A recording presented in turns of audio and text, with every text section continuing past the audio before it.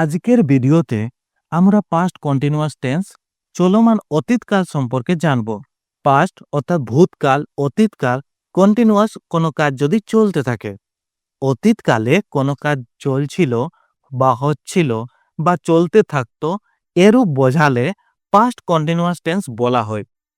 চেনার উপায় আমি বলে রাখছি, তোমাদের মনে রাখতে হবে না।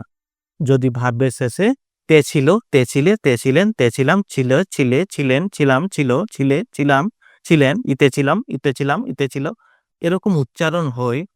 ব্যাপারটা হলো যে আপনি ইংরেজিতে কথা বলবেন, কোন সময় কি ধরনের কথা বলবেন সেটা আপনাকে বোঝাতে হবে, তাই আপনাকে বুঝতে হবে। যেমন পাস্ট কন্টিনিউয়াস, কন্টিনিউয়াস অর্থাৎ হলো কন্টিনিউ, কোনো কাজ যদি চলতে থাকে। পাস্ট ভূতকালে, ভূতকালে কোনো কাজ যদি চলতে থাকে তাহলে সেটা পাস্ট কন্টিনিউয়াস। ভূতকালে কোনো কাজ চলছে এরকম কথা বলতে চান তাহলে পাস্ট কন্টিনিউয়াস টেন্সের ব্যবহার করবেন। স্ট্রাকচার কি হবে? Subject plus was or were plus verb plus ING plus object. আমি আগেই বলেছি কন্টিনিউয়াস যদি টেন্স থাকে তাহলে ভার্বের সাথে আইএনজি যোগ হবেই। Subject plus was were plus ভার্বের সাথে ING plus object. Example, I was eating, আমি খাচ্ছিলাম। Rahul was going to market, Rahul বাজারে যাচ্ছিল। We were watching the movie, আমরা সিনেমা দেখছিলাম। দে ওয়ার প্লেয়িং, তারা খেলছিল। এরপর ওয়াজ আর ওয়ার কোথায় ব্যবহার করা হবে?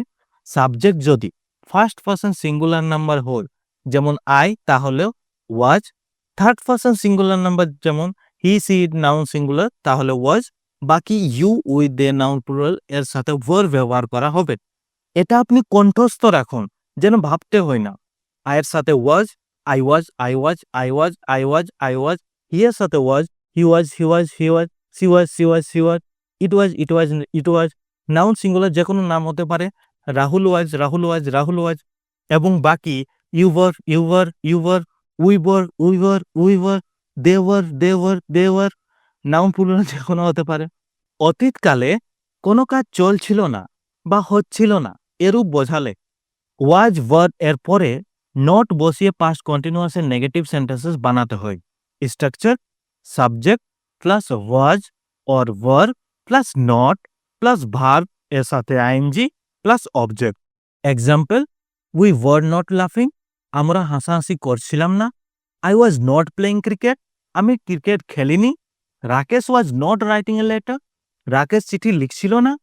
We were not watching TV, তুমি টিভি দেখছিলে না। ইন্ট্রোগেটিভ অতীতকালে কোনো কাজ চলছিল এরূপ যে কোনো প্রশ্ন করার সময়, যেমন কপিল কাজ করতে যাচ্ছিল। কপিল কোথায় কাজে যাচ্ছিল? কপিল কিভাবে কাজে যাচ্ছিল? কপিল কেন কাজে যাচ্ছিল? কপিল কি ট্রেনে করে কাজে যাচ্ছিল? এরকম। তাহলে ওয়াজ ভার্বকে সাবজেক্টের আগে আর প্রশ্নবোধক শব্দ যদি থাকে তাহলে সবার আগে ব্যবহার করে ইন্ট্রোগেটিভ সেন্টেন্সেস বানাতে হয়। Structure was verb plus subject plus ভার্বের সাথে ING plus object, or interrogative words plus was verb plus subject plus ভার্বের সাথে ING plus object. Example, what were you reading, তুমি কি পড়ছিলে? Were you going to market, আপনি কি বাজারে যাচ্ছিলেন? Which game was she playing, সে কোন খেলা খেলছিল? When was he waiting for him, কখন সে তার জন্য অপেক্ষা করছিল? ইন্ট্রোগেটিভ নেগেটিভ যখন নাবাচক এবং প্রশ্নবাচক উভয়ই একসাথে কোনো বাক্যে আসে তখন সেই সেন্টেন্সকে ইন্ট্রোগেটিভ নেগেটিভ সেন্টেন্সেস বলা হয়। এখানে ওয়াজ ওয়ারের সঙ্গে নটকে সংকোচন করেও ইন্ট্রোগেটিভ নেগেটিভ সেন্টেন্সেস বানানো যায়, যেমন was not, wasn't, were not, warrant.